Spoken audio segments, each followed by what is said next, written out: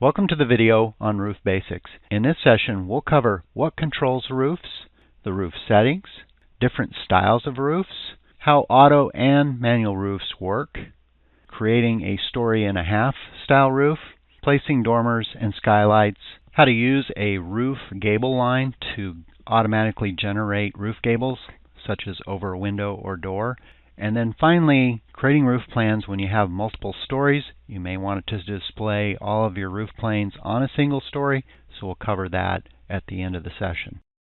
Let me begin the session by talking about what controls a roof. When you're creating a design, ceiling heights will affect your roof. If you go in and you raise the ceiling, lower the ceiling, as you can see here, it will adjust the height of the roof. Furthermore, the wall directives, things like controlling the wall to be a gable, a hip, or other styles will change the style of roof over that wall. And then finally, the style of framing you select when you build the roof using either a rafter or a truss style can affect the plate height and then raise the roof or lower the roof depending on the style of framing that you're going to use. Let's take a look at the various roof settings as an overview when you create your roof. Underneath the Build menu and then Roof, I'm going to select the tool Build Roof. And I'm going to walk through the key attributes through the various panels on the left-hand side and then some of the settings that are in each of these panels. On the Roof panel in the Build section is the Build Roof Planes option, and right below that is the Automatic Rebuild option. I usually like to start with the Auto Rebuild Roofs on, and that's typically the way our template plan out of the box works for your plan files. If you turn that off, the Build Roof Planes is a one-time build option that if you're doing a manual or a combination of manual and automatic, you can use that. And then there's a few settings if you want to retain some of the manually drawn roof planes and edited roof planes. I'll try and cover that a little bit further in the video. As we begin, I am going to turn on the automatic roof planes and we will focus on this initial setting with the automatic roof on. A little while ago I mentioned the framing technique will change your roof depending on if you know you're going to truss it or you're going to use rafters. This can change the height of your roof. In particular with trusses, there's a heel height that can raise your roof off the plate a determined amount of distance, which will also raise your roof. And there's a few settings that you can do throughout the truss settings down here. For this video, I'm going to focus on using rafters to make it a little bit easier. The roof overhang, there's an eave and a gable overhang for your roof. You can see the overhang off to the side over here. And then a few options down here for segmented angles and alcove size you can learn more about in the help file. On the options panel, for your eaves, you can choose to have a plumb or square eave, boxed eaves, a few other settings in here. And then really for the materials list to supply some of your flashing and other items down here. On the structure panel, at the very top is the option to have the automatic framing turned on. You can either do that through the roof panel or your framing dialog itself. And then for the roof framing, a few options, your roof layers. I'm not going to focus too much on this because this is more of some of the structural elements. But all of these things can be set up to control your roof framing and some of the structure information. If you wanted to look at the ridge, the outlook, your plates, your subfascia, you have control over each one of these settings down here, and that controls all of those components that will make up the actual roof look and the structural elements in there. Let's move on and take a look at just a few other settings. There's options for rafter tails, ridge caps, gutter. If you want to go in and add a gutter profile, notice I don't have one in here. You can go in and add new, browse out to the library, find a profile. Same would be true for a freeze board and then a shadow board. I do happen to have a shadow board on here. These are just moldings that are available in the library, and you can browse out to the library and add those profiles. As far as the other settings here for the line style, fill style, materials, arrow, label, and the other items, I'm not going to cover that in this video. I do want to talk about the different roof styles. There's a number of styles that you can create using the automatic tools as well as the manual tools. And if you want to learn how to build any one of these particular styles, you can click on that style. That will open up our help file to that style of roof and give you the basic steps that you would need to make changes in typically the walls to make that roof style. In addition, you will also find videos specifically on each one of these roof styles in our video system. If you want to watch a shorter video on learning how to build one of these styles of roofs, just refer to the video system and you can see the exact steps used to create those roof styles. Let's explore a few of the roof settings in further detail.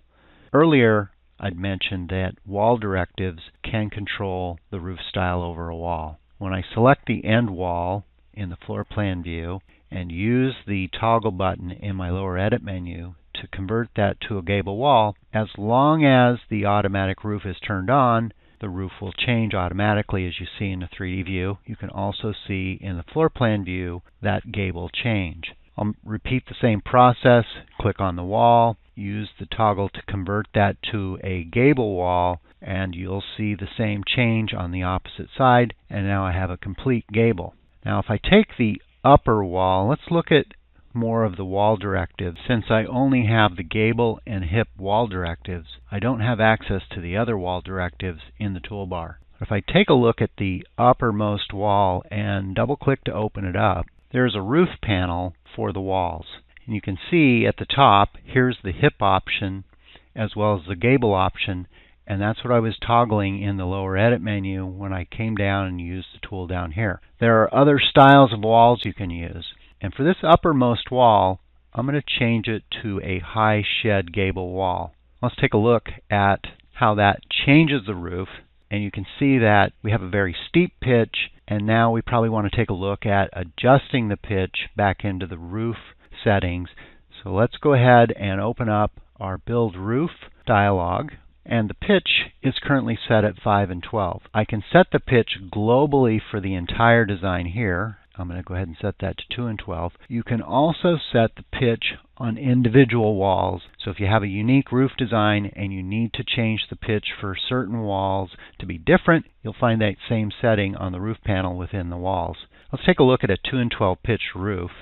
For a shed roof at 2 and 12, this looks to be better suited. Now roofs can be manually created as well. I like to use the automatic tools to get the roof as far along as I can, and then if you have a more unique or custom style roof, you can use the manual tools to create your roofs.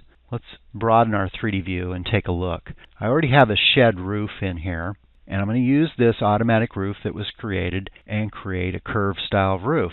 I'm going to do that by double clicking to open up the roof, and you can see when you open up the roof panel there are several variables that you can change. You're typically going to want to pick one of these to pivot the roof around. If you're going to be changing the pitch of the roof, you might decide you want to lock, let's say, the shadow boards or the fascia top so that it will pivot around that point. And if I change the pitch, let's go ahead and just change that to 4 and 12, it will pivot it around that point. Program will notify you that by making the change, it will turn off the automatic roofs, and let's go ahead and say OK in this case. So I've used the automatic roof tool. I went in and made a manual edit and changed the pitch. Let's go back in and take another look here. Again, I'm going to come back in and I'm going to lock the shadow boards of the fascia top. That would be on the shallow side of the roof.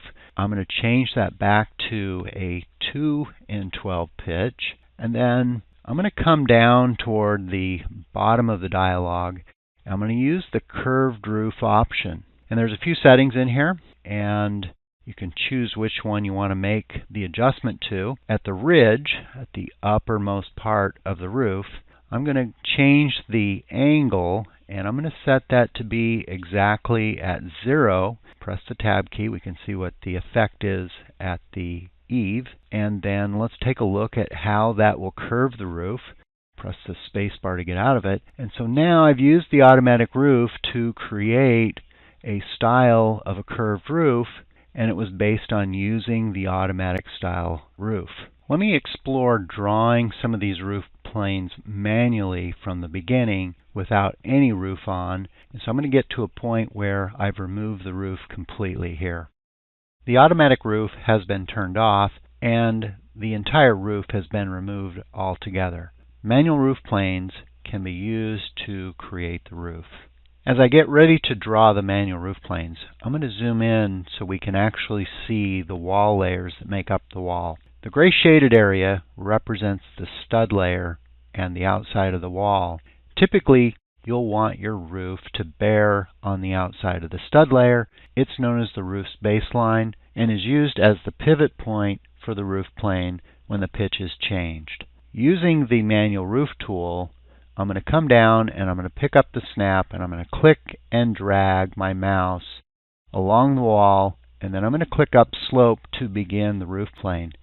Now, since I was zoomed in very closely, let's zoom back out so we can make an adjustment on that roof, and we'll pull it out past the outside of the wall, and then I'm going to click on the other side and we'll just pull that out to the other side, and that's how you create your initial roof plane. Let's repeat the process on the other side of the structure. I'm going to grab the roof plane. I'm going to click and drag along the outside of the main wall layer. I will then release my left mouse button and move the mouse up slope, then left click to create the roof plane. Now typically your roof plane in this case is going to join in the middle with this gable style roof, and it's also using the initial pitch inside of the build roof dialog. Currently that is set at 8.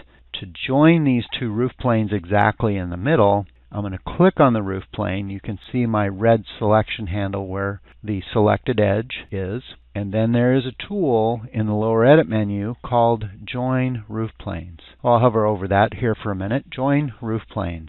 When I use that tool, I can then click on the opposite side and click to join the two roof planes, and that will form the ridge right in the middle. Let's switch over and take a look at the cross-section elevation. And you can see that the roof is now bearing on the outside of that wall, and we have our bird's mouth cut on the rafter. Let's go back over into the floor plan view. When I drew the outside of those roof planes, they were slightly off on each side. I'll just use the selection, pull that over to snap, and we'll do the same thing on this side. Let's pull this over and snap, and now they're exact in both sides of the overhang. And that's how you can use the roof planes to create your roof planes manually. Here's a remodel example that I have open. Manually, the roof planes were drawn over the covered porch, as you can see in the 3D view. And I want to use the automatic roof tool to create the roof over the garage portion of the structure, yet I don't want to affect the manually drawn roof planes that I've already created. And I'm going to use the Build Roof tool, and let's take a look at one of the settings we can use so that we can either work around manually drawn roof planes or manually edited roof planes, and we'll look at the differences between the two. Inside of the Build Roof dialog, I'm going to select the option to build the roof planes. Notice that I'm not turning on the automatic option. Then there's two settings over to the side once you select to build the roof planes one time. And those are to retain manually drawn roof planes and or to retain the edited roof planes that were automatic, and maybe you marked them as edited roof planes. Let's go ahead and now click OK and generate the roof. That places the roof on the main structure and doesn't touch the other roof planes that were manually or marked as edited. Now, if you've drawn manual roof planes, they will be marked as manual. If you've taken automatic roof planes, you can open them up and you'll find a setting for these to change and mark them as edited. So if you find yourself in a mix of using the automatic and the manual, this may be one way you can use the program to improve your efficiency when you're creating your roofs. To create a 1.5-story roof, we have a dedicated video and help article. I'm going to just point you to some of the summary points about how to create this style of a roof. I'm going to begin by building a second story, and then when I rebuild the roof, I'm going to ignore the second story and then raise the roof up. Let's go through the steps real briefly and take a look. First step is to build a second floor. When I open up the Build New Floor, I'm going to accept the default 8-foot ceiling, and that's going to generate an entire new story on the house. I'm using the glass house style render so you can kind of see we have a platform in here. So if I wanted to have living space up here and then lower the roof so it's not quite as tall, I'm going to go in and let's open up the Build Roof dialog, and there's a setting that you can choose to ignore the top second floor in this case, and then just above that is the raise lower roof planes, and in this case I'm going to use a positive 48 inches. That will raise the roof plane off the first floor 48 inches and enable us to have living space up here to create a story and a half design. Again, you'll find an additional video and how-to article on the details of creating a story and a half. Let's move on and take a look at placing a dormer on the side of the roof.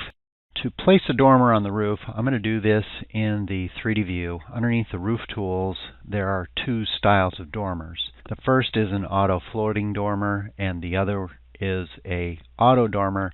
It's more structural, where it will have walls to connect. I'm going to focus on using the floating dormer. Before I click and place this, I am going to open up the dormer settings and go through and just kind of verify what style of dormer I want to use. You can see there's a few, the pitch, a few options for the framing. On the walls, you can choose the style of wall, how high the walls are, and what the width of the dormer is. And for the purpose of this video, I'm just going to use those default settings, click on the roof, and then place that dormer. I made this dormer quite wide. You can see that maybe the window's wider than you prefer. So I'm just going to click on the window, resize that to be smaller, and then I'll make a copy of that and just slide it over just a bit. That's now contained in the dormer. When I click on the dormer itself, I can use the copy tool and slide that to the other side of the roof. And that's how the dormer tools work. Again, several videos and knowledge base articles that you can learn more about those. And then on the other side of the roof, I'm going to use the skylight tool and place a few skylights. Underneath the roof tools, you'll find both a skylight and a roof hole tool. I'm going to use the skylight tool, and I'm going to come over here and click the skylight. That will automatically generate a skylight shaft for you. When you open up the skylight by double clicking on it, there's a few settings in here I just point you to: the shape of the skylight, the width and height of the skylight, and then also the frame, and then a few other settings that are covered further in the how-to article and dedicated videos. The final tool that I want to point you to is using a roof gable line. I want to put a roof gable over the door on the side of the garage here. So I'm going to tile my screen here, Shift F6 on my keyboard. To create a gable that would be over the door, I'm going to use a tool called the Roof Gable Line. In the plan view, I have my roof tools up on the left-hand side. One of the tools is called the Roof Gable Line, and I'm going to come over here and I'm going to click and drag a gable line. And with the automatic roof on, the roof will then build according to the length of the gable line. It will follow the same default settings as your roof and automatically generate a roof gable. Sometimes you'll find that tool is easier than maybe having a wall, maybe putting a break in the wall and changing the wall types to be different styles between hip and gable. You may just find this tool to be a nice tool for certain situations where you want a small gable. The final thing I will leave you with is how to control the display of your roofs on various floors when you have a multi-story project and you want to create a roof plan in your construction drawings. The example that I have up is a multi-story with the house on the left-hand side being a two-story house, and then you see the garage on the right-hand side. That roof is on floor 1, whereas the roof on the left-hand side is on floor 2. I want to show the roof planes on all similar floors, and there's a setting you can use to display roof planes on the floor above or on the floor below. When you do that operation, it will turn off your automatic roof. And if you plan to do that, you may consider doing that at the end of your roofing efforts so that you can display the roofs on the correct floor that you want for your roof plan. Let me just show you how I've done that. I'm going to move over into the floor plan view over here. On floor 1, you can see the majority of the roof planes are on floor 1. On floor 2, you can see a few of the roof planes are on floor 2. I'm going to use the tool to display those on the floor below, and to do that, underneath the roof tools, I'm going to select the actual roof plane. I'm going to come over here. I'm going to hold the Shift key down, and I'm going to left click to select all roof planes. So this is selected 4 roof planes. Then I'm going to use the tool in my lower edit menu. I'll just mouse over this so you can see this. It says display on the floor below. Next to that is display on the floor above, so depending on which way you want to go, it gives you the flexibility, and you can move this down more than 1 story if your roof plan requires that. So I'm going to go ahead and use this display on floor below. You see them disappear on this second floor, and then when we move to the first floor, all roof planes are now being displayed on a single floor. And this may be helpful. You could also build a reference display set to display roof planes from other floors onto the same floor, and that can also accomplish it. You could learn more about reference display tools in additional videos. And that wraps up this session on roof basics. Again, to learn more, please see the other roof videos as well as our built-in help file and knowledge base articles. And thanks for watching.